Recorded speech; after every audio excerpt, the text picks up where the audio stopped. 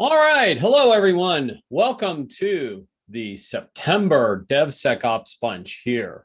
I am Brian Reed, the Chief Mobility Officer of NowSecure. I'm excited to be your host and speaker with my friend Chris Leffel from the awesome organization at NTT Application Security.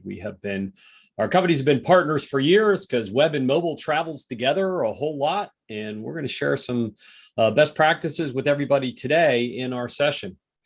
As we often do, we like to kind of wait a minute or two for everybody to get in here. So I'm going to small talk for a second and we'll get the official show on the road. As many of you may know, the DevSecOps Bunch is a monthly webinar series. Every month we try to bring in experts from around the industry to share best practice experiences and help train you and give you a sneak peek at what's coming or things that are making organizations successful.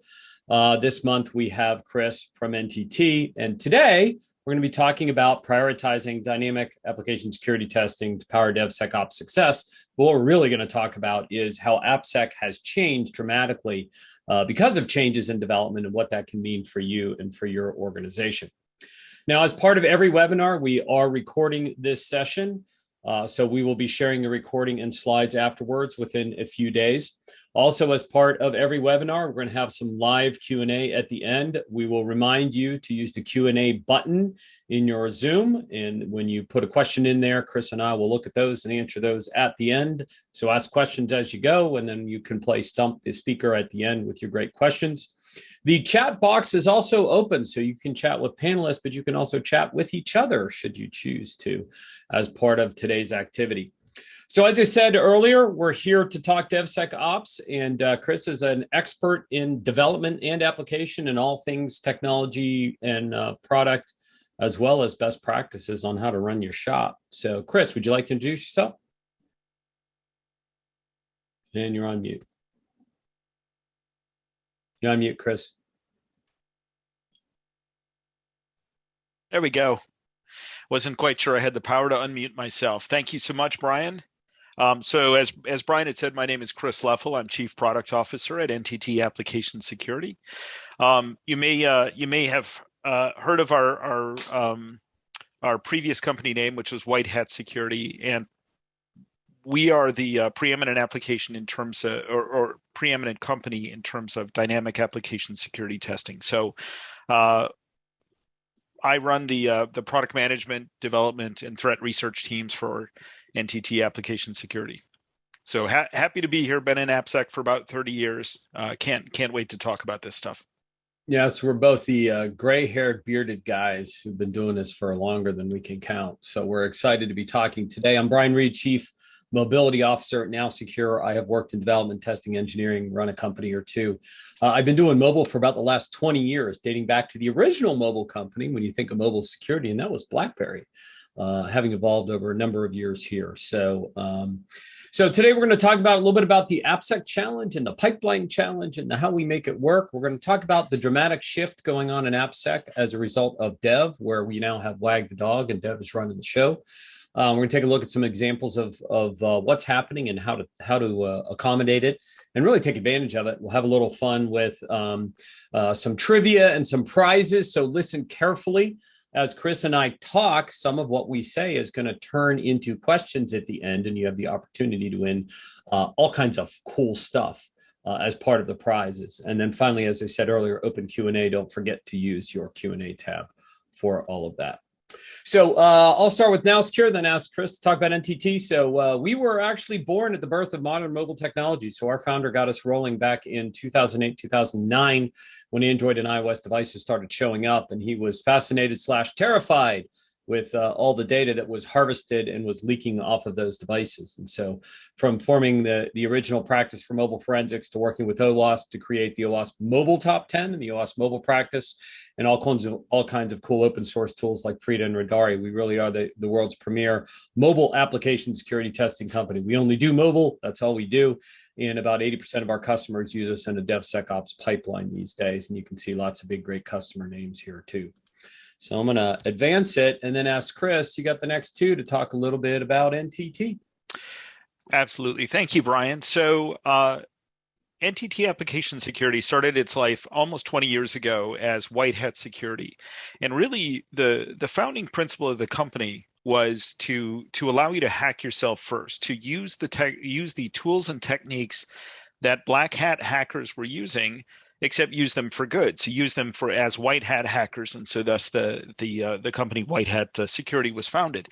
Now, White Hat has been one of the leading companies in terms of being able to do dynamic application security testing and helping folks with building more secure web applications for the last 20 years. It was recently acquired by NTT and is now known as NTT Application Security. But same folks, same tooling, same mission of helping everybody build a more secure web application.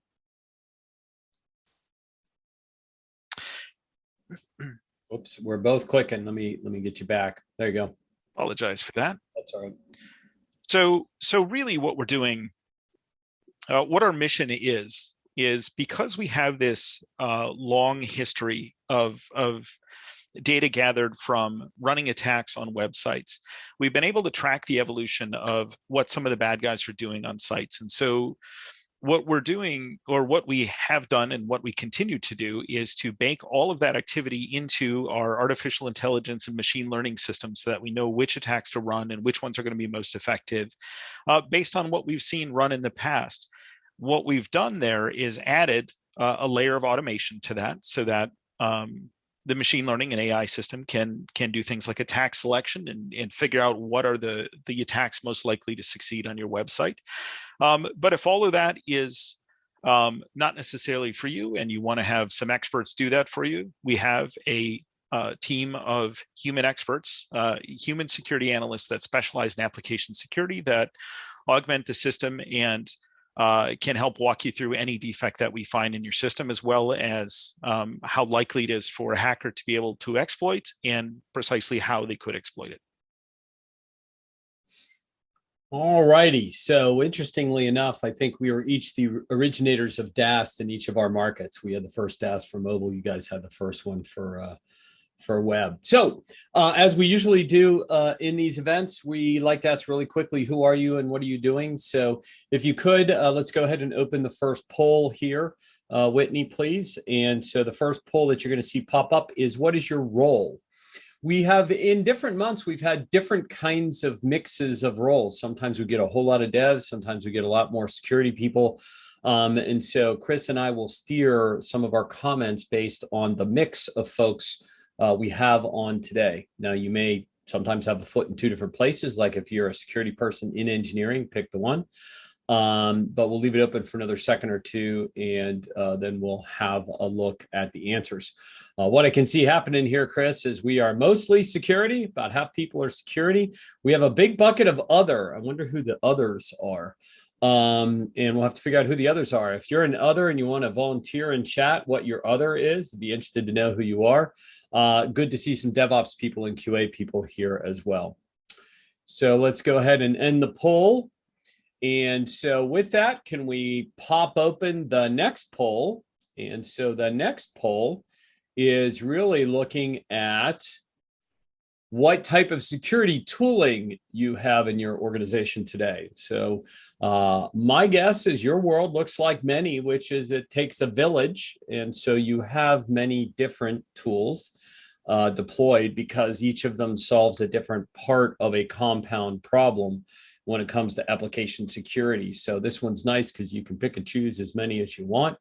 It was interesting. I was looking at the old Sonatype DevSecOps survey, component survey from last year, and it talked about how the best-in-class organizations had 5 or more tools, and the really best-in-class had like 10 different kinds of tools deployed in their organization. Looks like we have a very wide mix here as well. Must be a bunch of people from our two client bases because everybody's got DAST, and that's good to see. So thank you for sharing on that. We're going to talk about security holistically and some of the key components here as they all come together in today's survey as well. So I'm going to kind of get us going, right? So what's been very interesting for me, and Chris, I'm sure you've experienced this too, is when I first got here, it was all about depth of testing. I want to find every bug. I want gory details. How deep is your coverage? All that great stuff, right? And that's really moved into a quality conversation and a speed conversation. And every organization I've talked to now in my work as a strategist is all about speed. How do I get speed? How do I test faster? How do I make developers more productive? How do we release faster? And all of those things really point back to quality at speed. And you're probably going to figure out what movie this is and where I'm going, right? So now you've got developers racing and racing and racing faster. And sometimes it's like security's the cops chasing them down the road in the background, right?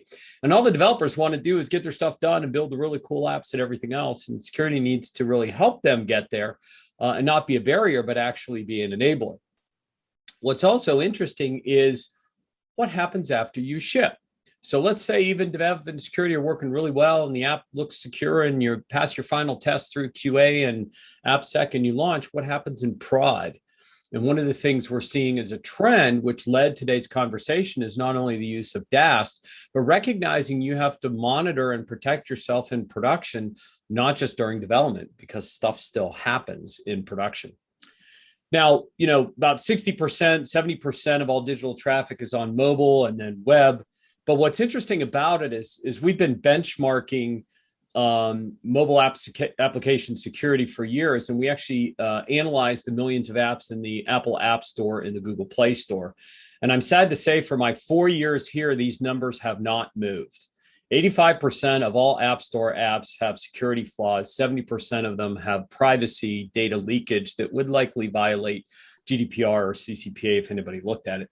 That's some pretty bad stats. So even if everybody signed off on the security testing during prod, if those security defects escape, what happens to the business?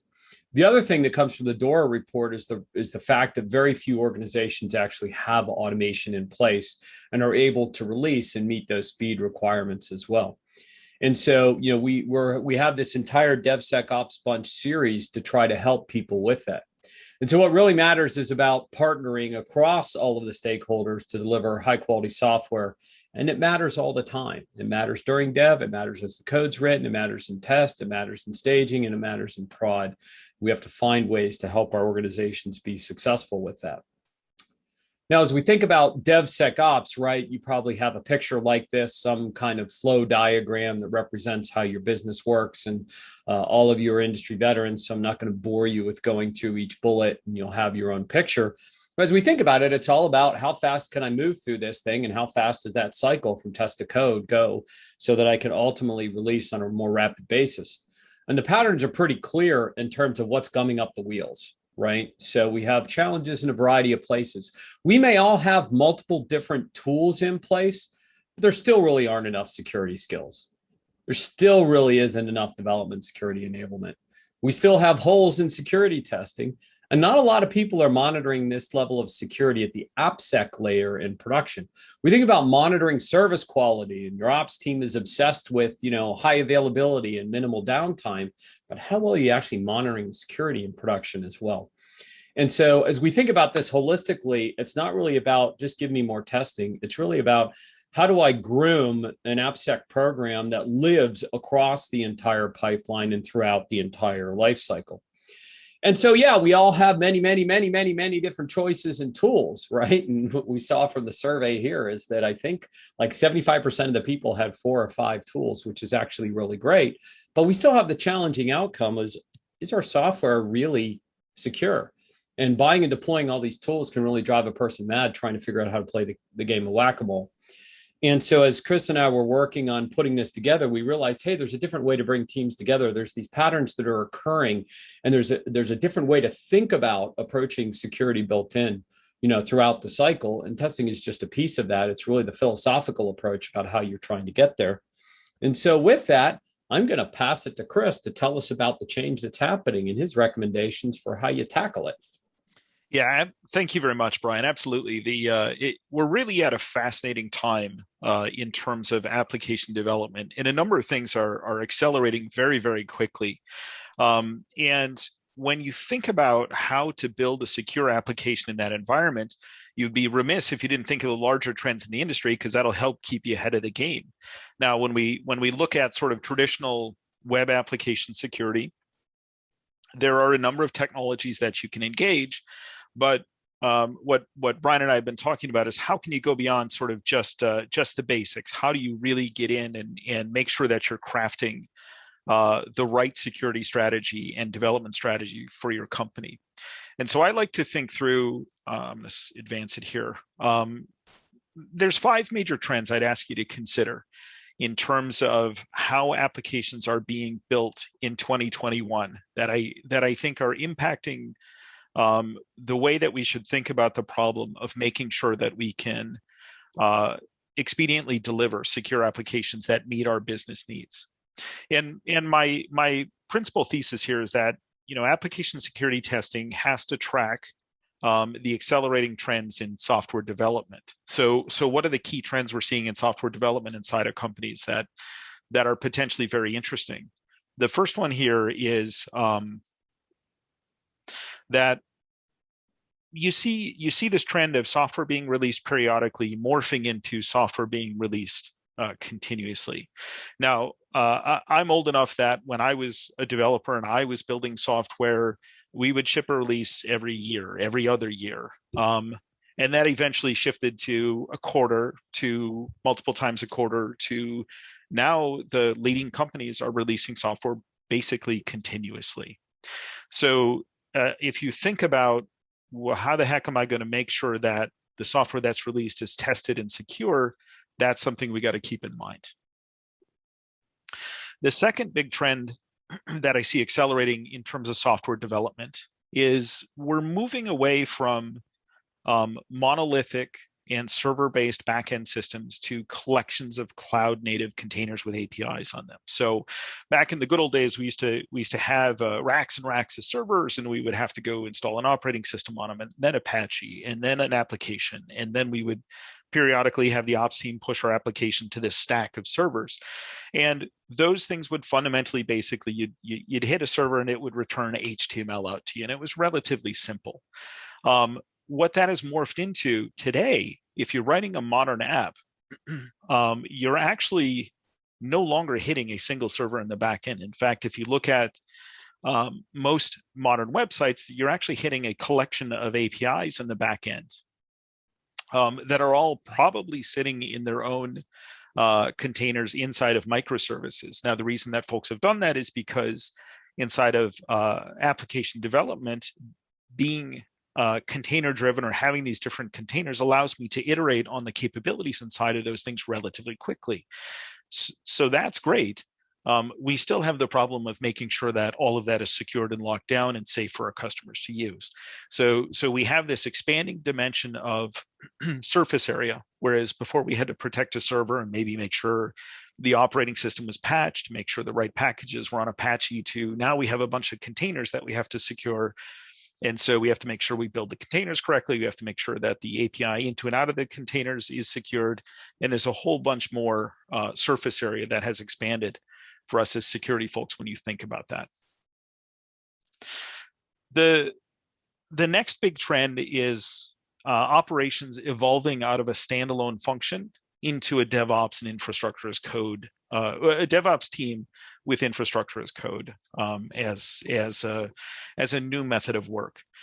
So again, back in the olden times, we used to write code and then we would throw it over to the operations team, who would then figure out how to get it into production, and they would manage the production image.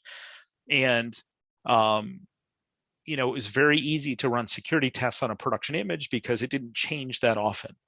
But if you look at the other two trends above this, the third one is kind of inevitable, that if you're going to increase the cadence of how quickly you deliver software, if you're going to fundamentally change the architecture into something that's container-based as opposed to monolith-based, then you have to think about your deployment function and your operation function as an extension of that if you want to get full speed out of it. So you saw the inception of DevOps teams and infrastructure as code, right? We no longer go down and pave servers and put operating systems on them and put Apache on them. Instead, we have a script that we can put together that builds containers and puts everything in front of it that we need. So we've literally evolved from infrastructure being this art of managing machines to now it's basically infrastructure as code. So again, these three things are super important when you think about, well, how the heck am I going to test the end result of this and make sure it's secure? The other trend that I'm seeing is, because development technologies are accelerating so quickly, they frequently outpace the current knowledge of security teams at companies. So now you're no longer dealing with, how do I lock down a server and how do I put in a firewall? But it now is, well, okay, we have a bunch of containers now running in Kubernetes, and I have an API gateway into that. And knowing all those different elements and where to apply security is a lot to ask security teams to take on, right? So security teams have to expand their knowledge base of all of these new development technologies, and it's a lot. And the last trend I want to point to there is that, sort of adjacent to that, development teams have now gotten more of a voice in security practices. And that is an interesting dynamic that was always there, but has really become much louder recently because of all of the trends above, right? If the development team can put a new feature in production in a day or a couple of days, then how does your security team keep pace with that? How do we make sure that the new thing going to production, which might mean revenue for the company, how do we make sure that that's secure? And so you've started to see the rise of development teams in terms of what's going on in terms of security, in that development teams are asserting, happy to do security testing, but it's got to be automated. It's got to fit my build pipeline. It's got to be fast, so that I can deliver features for the business.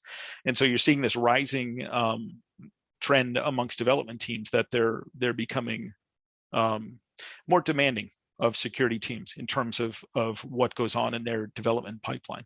And again, it's all going back to the cadence of delivering to the market. So if we're trying to deliver new features quickly, and security becomes a blocker rather than an enabler, you start to develop a problem inside the business. So we have to make sure that as we work with development teams, we become an enabler while still allowing them to move fast and build secure code. Now, if I look at the sort of the other side of this problem, if I look at the point of view of a security or compliance person inside of an organization, you also have an interesting set of challenges combined with everything that we just talked about. So along with all the accelerating trends we're seeing, there's the interesting life of working in compliance and security in an organization that's trying to build applications. So we have to, now we can't have any sort of one size fits all, or every app gets tested the exact same way, because they're all a little bit different and they all have slightly different security and compliance needs. If you have an app that, for example, doesn't contain any PII or could not take you askew of something like GDPR or CCPA, then you're going to have a different posture when you go to assess that application than one that does.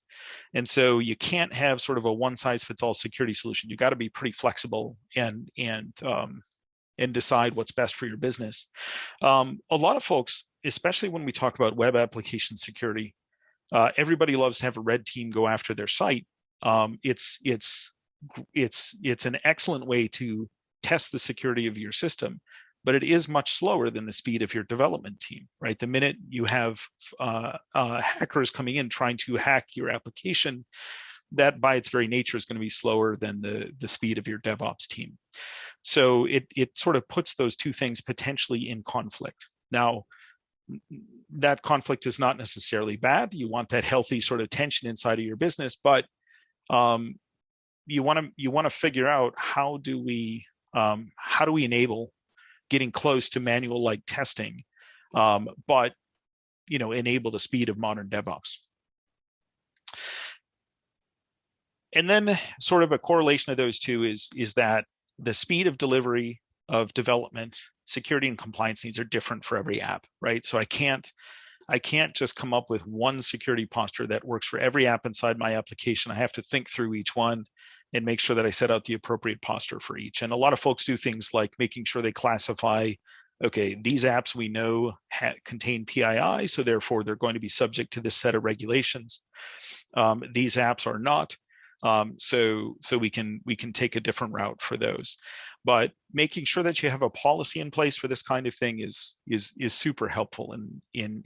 As sort of a while we do have to assess that on a case-by-case basis, you should have an underlying policy that serves as your safety net for if you unsure where your application fits, at least do this set of things to help secure it.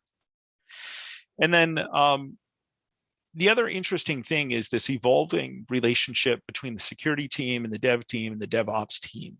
I think that's shifted a lot in the last 4 or 5 years. It used to be very much where the security team would come up with a quote unquote security defect, which would then get handled through some special route on development teams. And what we're seeing the evolution of that being is that security defects are now being treated as regular defects and just dropping into the regular defect list for a given application, prioritized appropriately and put, basically tracked as part of the regular part of doing business of engineering, which I think is a fantastic trend in terms of security just being an input into that process and making sure that, these types of defects are potentially exploitable, are potentially P1s, and starting that whole conversation with the dev team. Whereas before it just kind of came across the transom as, we found this defect, you got to fix it, give me a timeline, right? It's a very, very different shift in the way that that's going. And then the last thing that I point out is the question I always like to ask. So perfect security is impossible, right? Unless we block all the users out of the system, perfect security is impossible.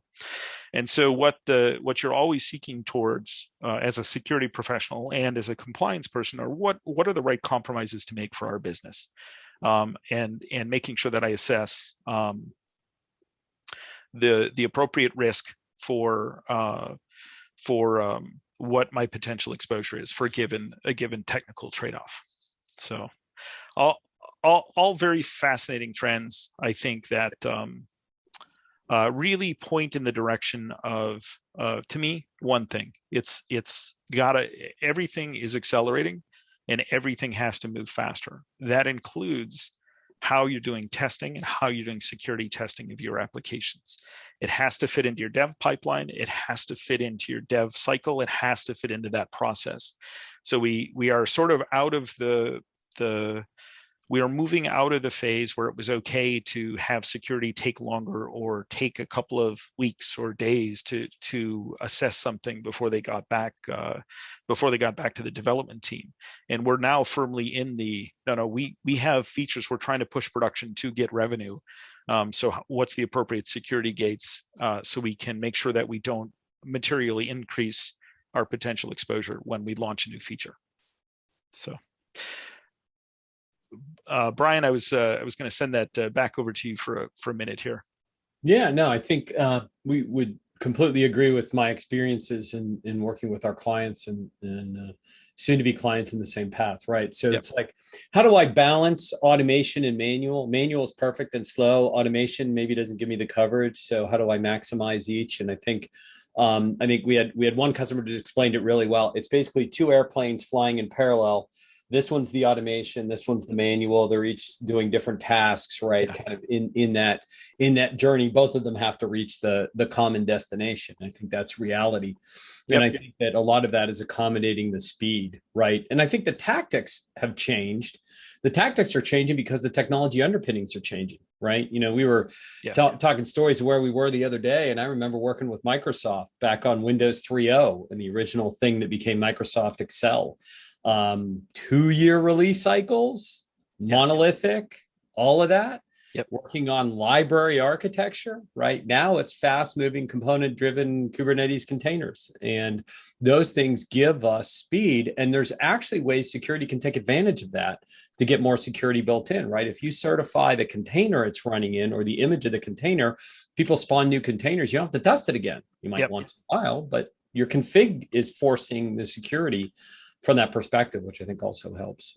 Yeah, it really is an interesting dynamic. Absolutely. So I think our thought was to kind of give an example of what it would be like in a world where this happens, right? And so this is kind of a model we're seeing our leading edge clients go through, and there isn't a silver bullet. I'll go back to it takes the village. And so, it starts with this premise that dev is focused on one end of the pipe, effectively, security is focused on the other, and that's wrong, right? So how do you get your culture to change and move the teams out of their corners and working together? If you've ever seen the movie Wag the Dog, the whole idea there is, sort of there's a thing happening that sort of takes over the whole story. And the story that I think Chris just told is devs are taking over the story, right? And so who's responsible for security? Devs. Who's responsible for product? Devs. How do we enable devs to do that? Because now they have to own all these different things, and we're really in a service position in order to try to help them be successful. And so as we've worked this through, the original construct here actually came from one of our clients, and it's really 5 keys that they have applied, and we've seen it in our top quartile of customers. We see it over and over again. And the first thing actually has to do with establishing standards, right? And so if there is not a defined relationship and set of predictable standards between development, QA, ops, and security, you're in trouble, right? Because conflict is naturally going to happen. If devs know going into it that you've agreed that the only thing that matters is P1s to fix quickly, then that's what they'll do, and that'll make everybody happy. If devs know how you're going to test it, then it makes it easier for devs to predictably, respond when you find a vuln. If devs know you're going to give them high quality results and they shouldn't have to question, or they're not going to find a bunch of false positives as your practice, that's all important in getting everybody on the same page. So set a set of policies up front and use standards, right? So OWASP is a great place to start. If you're on the website, there's a ton of technology and guidelines from OWASP as there is for web apps, for API sec and MASVS for mobile as well. And when you think about establishing the policy, make sure you think about all of the components of the pipeline, right? So how's testing going to work? How's development going to work? How's remediation going to work? How's monitoring going to work? What are the SLAs of every team in the chain? Right? Sometimes as security professionals, we're expecting or demanding devs to fix things quickly, but up front, why don't you set some SLAs around it? The security team is going to set an SLA that they'll have the testing done at a certain speed, which the devs will like. And the security team wants the devs to set an SLA on how fast they're going to fix stuff, right? And so bringing that together, what we found is, as my head of services calls it, marriage counseling actually does a whole lot right up front to smooth this path. So that reduces the debate friction that's often what slows stuff down.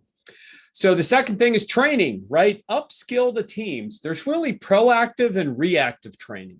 So proactive training is really, establishing that there's a certain security level that you expect developers to have, and then providing them with lightweight, easy to consume, interesting, maybe fun training that will help them include some of the what's in it for me with them stuff, help them understand how, maybe they have a particularly high bug rate. And if maybe they took a course, it would work better.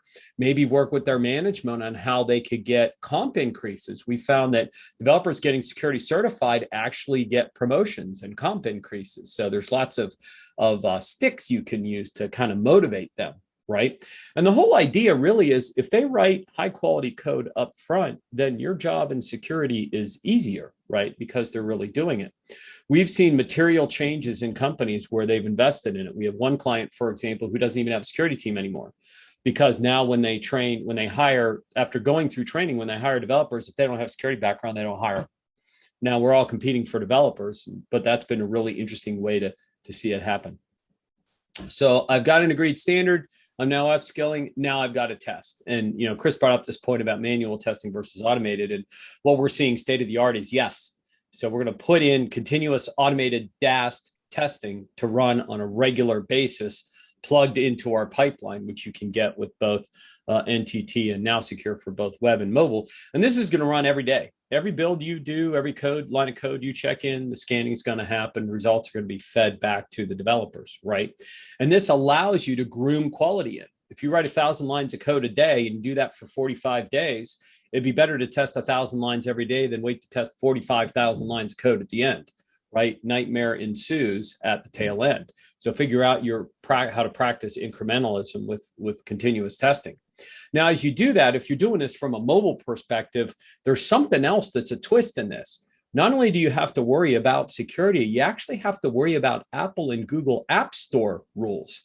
And one of the things we found in the last 2 years that's been a growing issue is as Apple and Google get stronger and stronger on security and privacy requirements, more and more apps are failing their push to prod in the App Store because Apple and Google bounce them for App Store blockers. So for those of you who are in the mobile world, as you're looking at it, make sure you take care of the App Store blocker piece. Your developers will love you for finding things that could actually slow them down, like Apple's privacy requirements and Google's latest security requirements around things like SSL and certificate management. So now integrate with all of the tools. I think a lot of us do it now. What's great is that products like White Hat and NowSecure, they have API-driven integration. So whatever it is you use, Jenkins, Jira, Azure, DevOps, whatever, go ahead and plug this stuff in, and it can actually run autonomously. We have a lot of customers who never log into our products because the autonomous testing is running in the background. So that means now you're going to get about 60, 80, 90% of a pen test. Maybe it doesn't have the ingenuity, but it has the consistency of testing every day. And you're feeding your tickets back to developers. Make sure you now have reactive training in there too. We call it embedded remediation, right? And so the idea now is that as a developer gets these tickets, make sure you have what happened, the evidence, the sample code on how to fix it, links to learning tools like videos, or links back to source documentation from the development platform, like in our world, Apple developer guides and Android developer guides. It's really kind of interesting how easy it is to train people when they've got a little 2-minute video and they've got, links that say, hey, here's how to do this right. Developers will typically, they want to close the ticket, but they might actually take the time to learn. And now they'll never write that code bad again, right? They've learned it and they've fixed it. And hopefully the next time you don't have a regression on that in any future point, right? And so now you're upskilling the team as they fix things incrementally, and that should decrease your security bugs and ultimately decrease your escape rate. Yep. Now, to go with this is, okay, it's great. We worked hard. We're ready to push the go button. Maybe I'm so automated, the system does all the checks automatically and it literally goes into prod. Maybe somewhere there's a human in ops that pushes the prod button. Now you're in prod. What happens?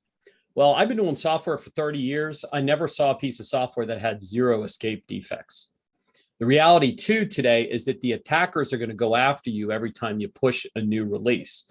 Whether they've got a way to figure it out or not, they're going to continue to interrogate you because they're guessing that, hey, maybe that last push has a new bug in it that I can exploit to go do a bad thing. So you got to monitor stuff in prod too.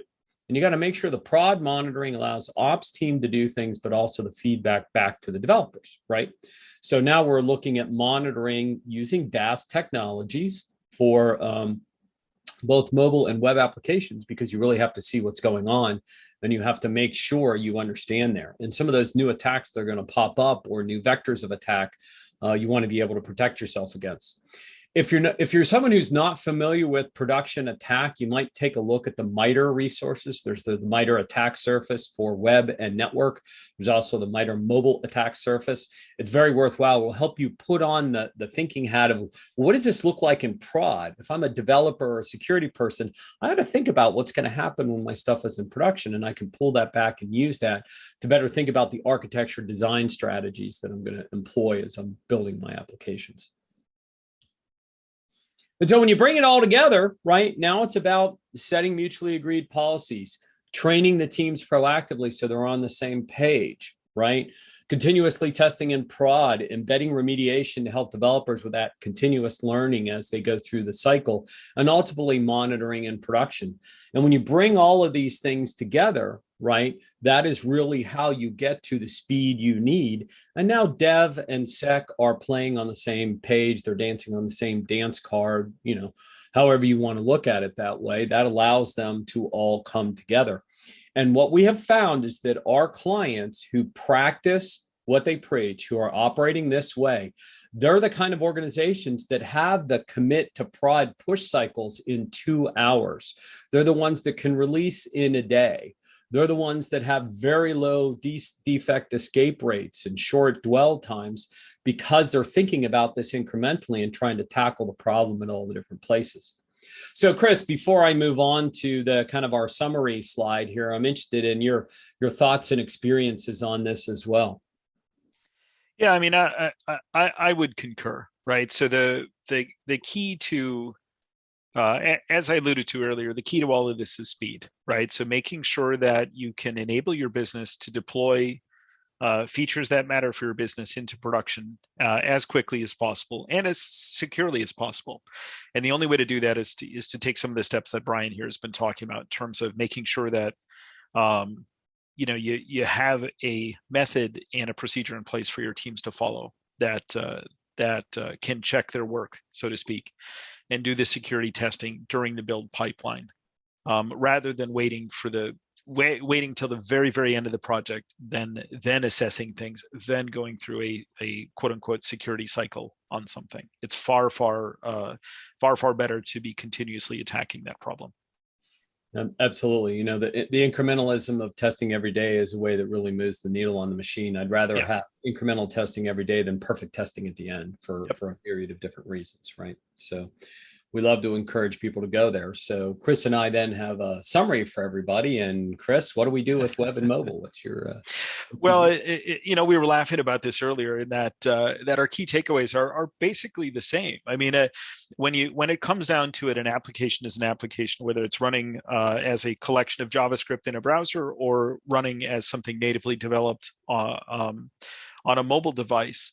The very place you start is the same. You have to have a security and compliance policy and standards inside your business that your dev teams can pick up and run with. If you don't put that policy together, then you don't know what you're going to get. And so at least you need to provide that baseline education for your teams. Following onto that very quickly is making sure that you can deploy automated security testing in your pipeline, right? So that your dev team does not have to slow down while still at the same time meeting their security objectives. A close corollary to that is we don't expect everybody to be security experts. So when we run into a security issue, make sure that your developers can get training and assistance on how to remediate a particular security issue that's been found. So whether that's explaining, what a cross-site scripting issue is, or a SQL injection issue, or any of these types of things, we need to make sure that we enable our developers to get quick answers to what these things are and what the potential response could be. And then, of course, you have to continuously monitor production. So, meaning that once your application is finally shipped, then you're exposed, right? So once your application is in production, whether you're talking about a web application or a mobile application, it then becomes fair game for hackers to start going after. So your exposure goes up quite a bit. And so that's why you have to continuously monitor once you're in production, because something could sneak through your pipeline, could sneak through your any of the testing gates that you put in place, and could still bite you in production. So you have to monitor, not only do we have to automate and test through the whole build pipeline, but once you've shipped and are out there, you have to continue to monitor what's out there as the situation evolves. There you go. And I guess I'm going to say ditto, right? So it really is straightforward. I think what's been interesting for me in this whole thing, right, is I've got this long history on mobile. Chris has this long history on web, and there's such parallelism between the two, right? And so what we're recommending are all the same best practices. The actual implementation might have a few differences, right? Or implications, things like the app store blockers I brought up that may not be on your web your web thing, because your website is your website and you control it, versus Apple and Google control the others. But all of these best practices really do work, and we hope you are able to take advantage of them in your organization. Now we're going to go into some success stories and share some other content with you. We want to remind you to use the Q&A box to ask us questions. Feel free to play Stump the Speaker in those questions. And Chris and I will answer them in about 5 minutes after we go through a couple of wrap-up items here, moving down the path. And so, Chris, would you like to share an example of a customer success in your experience? Sure. Why don't I pick one, and we can work out from there, depending on how much how our time's going, Brian. So one of the things I wanted to point out is one of our customer success stories is we work a lot with financial institutions, as you might imagine, and one of the things that we continuously do for organizations like that is assess their potential risk from the outside world. So just as a hacker looks at their website, that's how we look at the website. That's how we try to attack it. Those are the same tools and techniques that we use. And so we were able to help them through a combination of that type of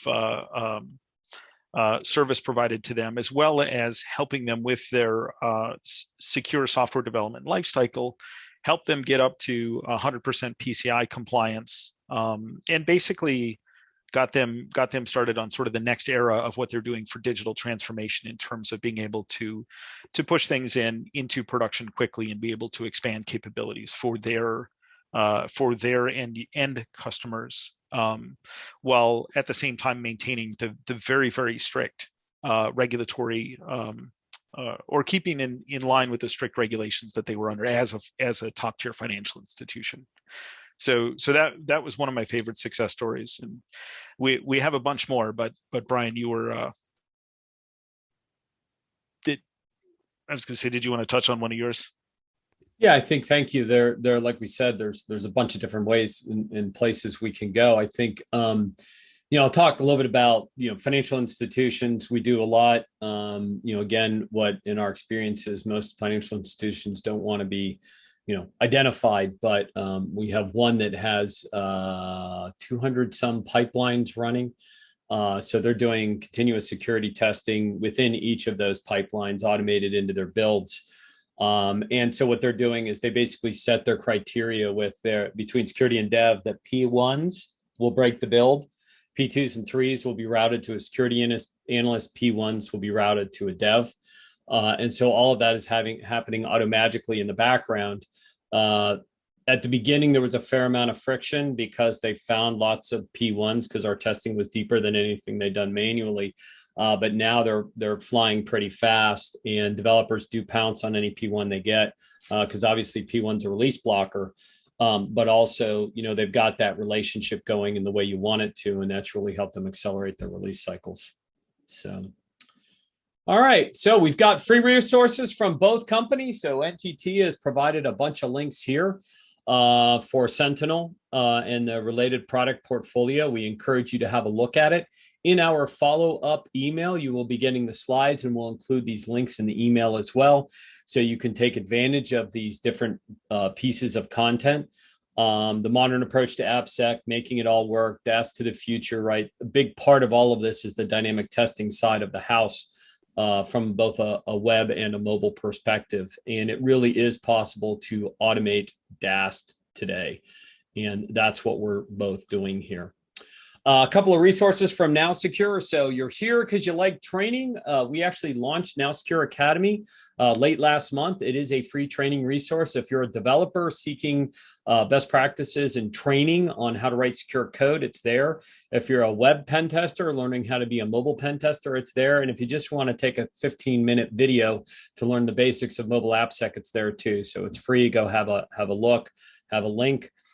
Yesterday, we actually launched our mobile risk tracker. And so I mentioned earlier, we have been analyzing millions of apps in the App Store, and something like 85% of those apps have security vulnerabilities in them. And so what we've done is we've anonymized the data and have a live interactive benchmark.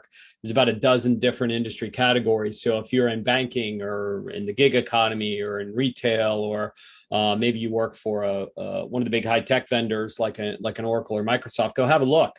Because this benchmark actually will show you how you compare to your peers. We don't name names, but we do aggregate. There's a couple hundred apps or more in each category, about 5,000 overall. We got some white papers and a newsletter as well that you might want to have a look at. So there's some more background for you. We have our annual event, NowSecure Connect, that will be in November. Sadly, this year's like last year, we're doing it virtually. But that's actually great because we can have more people around the world like we did last year than getting a bunch of people to DC. So we encourage you to sign up for that. That is 2 days of training, learning, roundtables, peer groups, all that other great stuff. So take advantage of that if you'd like. Now, I mentioned earlier, we have giveaways. So it is giveaway time. And so what you want to do is you want to get ready to take advantage of the chat button on your screen. And I am going to open up my notes here to make sure I do this right. So as is custom in this webinar, I'm going to ask a question if my phone would start working again. And then with that question, we're looking for your answer. You're going to use the chat box to answer the question. And so one more second here. All right, now we're back in. For whatever reason, Google logged me out. Gotta love that. So our first question, the first 3 people will win a prize from NTT Security. The first question is, type the answer, it's one word. The rate of change in development technology, is it increasing or decreasing? Is it increasing or decreasing, the rate of change in development technology? Please answer in the chat box, and our first 3 winners will be the first 3 people who said increasing. So let's see, let me go all the way back. All righty, so looks like Chabi and Omar and Brian Bemis. Hey, another Brian. Looks like you're the winners of the first one. All right, so it's time for the second question. Get ready in the chat box. What percentage of mobile apps in the app stores do the benchmarks show have security issues? What percentage of mobile apps in the app stores? And we got a couple people who said 56% or 85% as well. Sorry, I scanned down wrong. So it looks like we have Chabi, Omar, Brian. Boy, those guys are fast on the keyboard, and a few others in here. So I'm going to just chat for 1 second before we get rolling to make sure Whitney got all those names out of the chat. And then we're going to move into our Q&A. Now I see there's a number of great questions in the Q&A, Chris. So I will advance us here. So here's me, here's Chris. Come talk to us. There's some stuff in the Q&A. It looks like there's some stuff in the chat too. So let me start with the Q&A. I need to move the little box around so that I can read it. We're going to go ahead and shift to seeing each other's heads. So with that, where did my chats go? Hold on a minute. Why is that happening? Sorry, the box is half off my screen. So give me 1 second to move the box so I can get it to work. Hold on a second. Brian, hey, I can pull one out of the chat window real quick if you'd like. Yeah, if you want to, Whitney. Sure. There we go.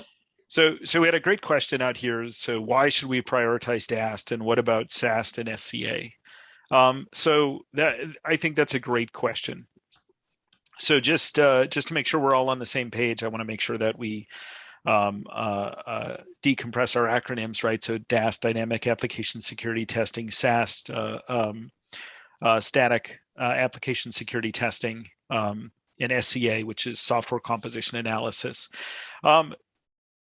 There's an interesting split when you think about application security testing.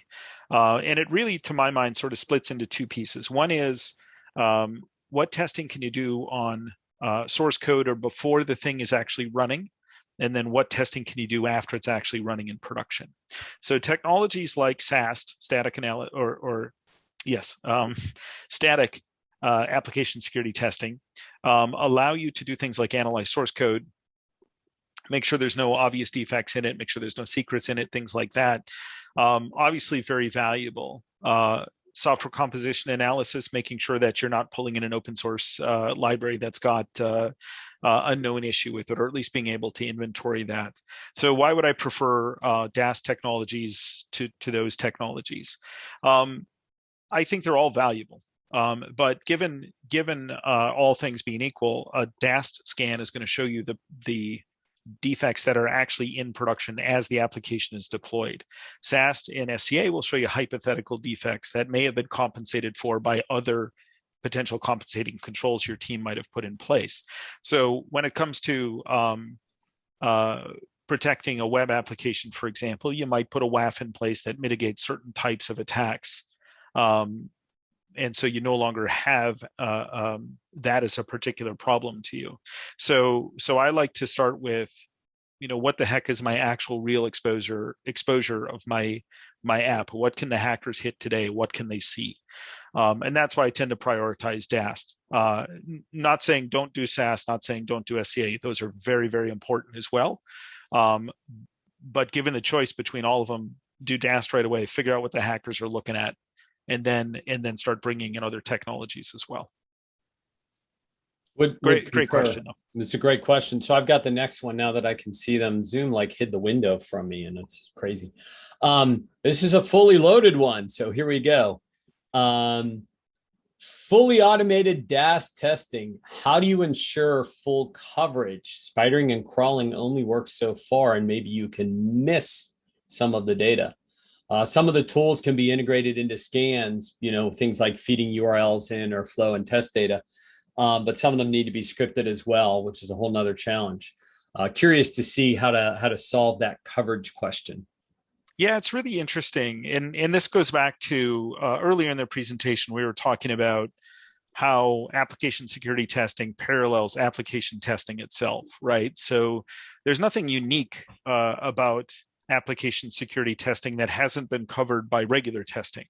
So if you're already testing these nooks and crannies of your application, your dynamic testing should follow those same nooks and crannies, right? If you already have a unit test or a contract test or something that you can leverage that hits a piece of your application, your DAST solution should be able to take that in as well. There is absolutely an interesting case out there in terms of being able to spider or inventory your total surface area of an application as it sits deployed in production.